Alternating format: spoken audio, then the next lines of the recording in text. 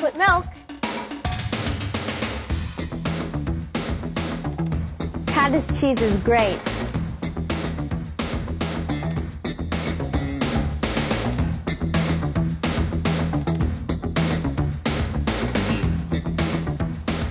I like yogurt. Milk.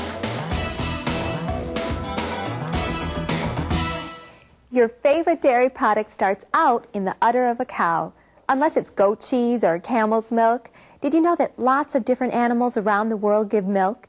But in Wisconsin and all over America, most of us drink milk that comes from a Holstein, a Jersey, a Guernsey, a Brown Swiss, an Ayrshire, or a milking Shorthorn. All are different breeds of dairy cattle. We drink a lot of milk. Milk and the foods that are made from it are such an important part of our diet that it's hard to imagine life without them.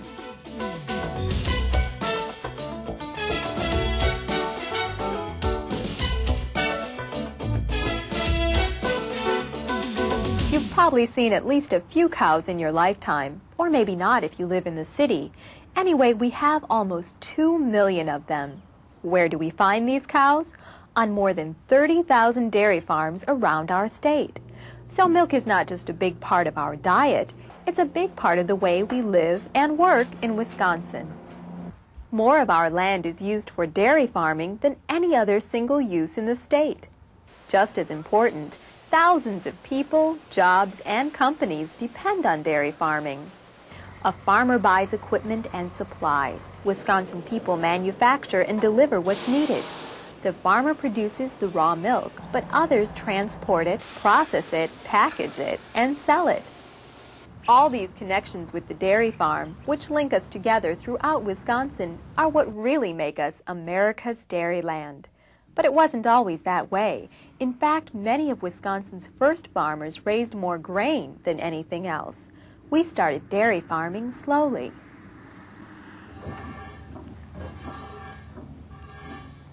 This is the way the first dairy farmers used to milk their cows. It takes about 1,000 squirts to fill up a pail this size. Imagine doing that twice a day to every cow on your farm. Early dairy farmers had few machines, fewer cows, and a lot of work to do by themselves. Their herds were small, maybe 10 cows, and farmers only produced enough milk for their families and a few other people. Butter and ice cream were made by hand. But Wisconsin was a place where farmers could learn and improve their knowledge and ways of doing things.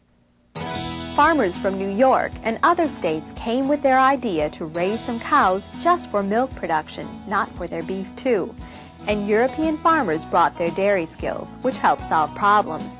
One was how to feed the cows enough in winter so they would keep giving milk. The Europeans' answer was to take the corn stalks left after the fall harvest and store them in a pit. Gradually, the stalks turned into a food called silage. Later, farmers built round towers called silos to store the silage.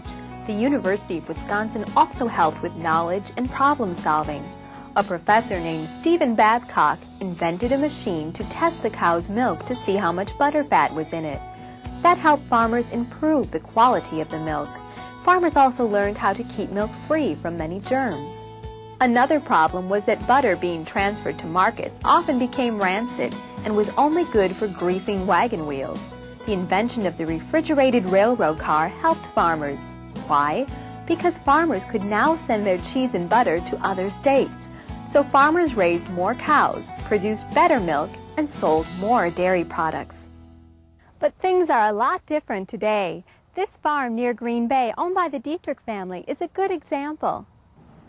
The first thing you notice are all the different buildings. Silos for storing all the food for the cows, barns where the cows live, a milking parlor, buildings for the tractors and all the other machinery needed on the farm, and a house for the family to live in. Of course, you'll also see a lot of something else on a dairy farm. Cows. The Dietrichs have over 150 Holsteins on their farm. Milking and taking care of that many cows is a lot of work, and each of the 4 children help by doing chores every day. The Dietrichs also have several other workers to help with the milking.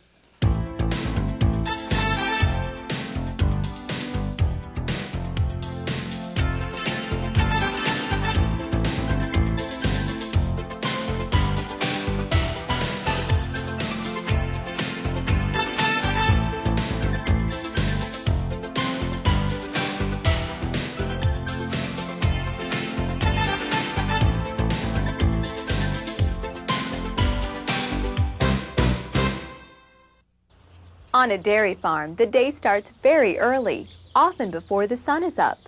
The cows are brought into the milking parlor 12 at a time. The workers in the center of the pit attach an automatic milking machine to each cow. From the cows, the milk goes into a 2,000-gallon cooler. It takes about 8 minutes to milk each cow, over 2 hours for the whole herd, and the cows have to be milked again in the evening. Once a month, the milk is tested so the Dietrichs know exactly how much milk each cow is producing.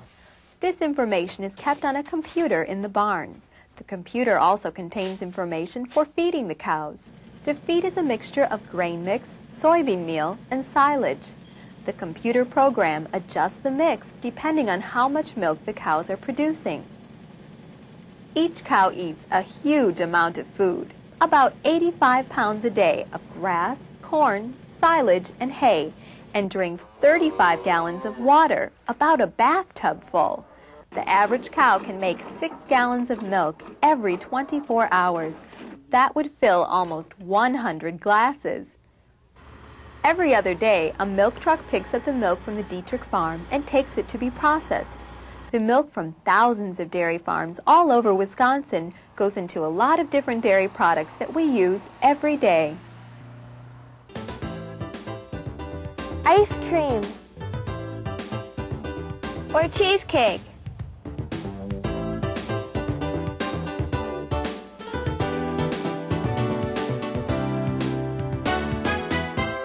Or string cheese. Wisconsin's dairy cows produce over 2.8 billion gallons of milk each year. Some of that ends up in milk cartons and bottles on your grocery store shelves, and some of it is processed into whipped cream, yogurt, butter, and hundreds of other products. And if all the ice cream consumed in just 1 year were put into cones and stacked on top of each other, they would reach to the moon and back. But Wisconsin's most famous dairy product is cheese. About 85% of all the milk produced in Wisconsin is turned into cheese. We produce over 250 varieties, types, and styles of cheese. Which one is your favorite? Swiss, mozzarella, Gouda, provolone? Did you know that the town of Monroe is the only place in the country where Limburger cheese is made, and that Brick and Colby cheeses originated in Wisconsin? But the most popular cheese in America is cheddar. We make more cheddar than any other cheese. One cheese factory can use 1.5 million pounds of milk a day to make 150,000 pounds of cheese. That's 10 pounds of milk for every pound of cheese. Like most dairy farmers, the Dietrichs send their milk to a cheese-making plant. No matter what type of cheese it's made into, the process is pretty much the same. Thousands of gallons of milk a day are delivered to the cheese factory. First, the milk is tested. If the cheese is to be aged for less than 6 months, then the milk is heat-treated or pasteurized to prevent it from spoiling. Next, the milk is transferred to large vats where the cheese-making process begins.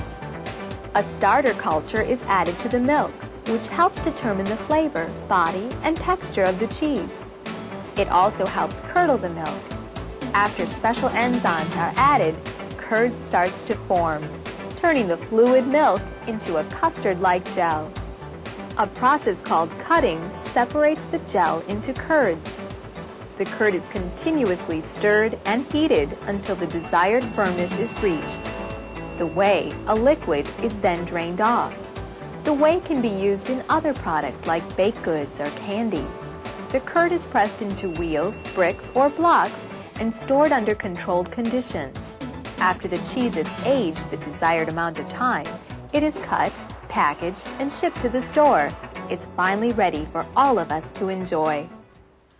Today in Wisconsin, there are hundreds of cheese factories and dairies, and thousands of farmers, milk truck drivers, and other workers processing the milk of over 2 million cows into food for people.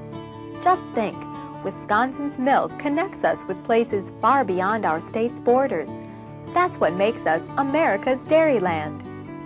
Over the years, Wisconsin farmers raised more cows, pioneered new technologies, learned to use their land more efficiently, produced better milk, and sold more dairy products. And our Dairyland is still changing.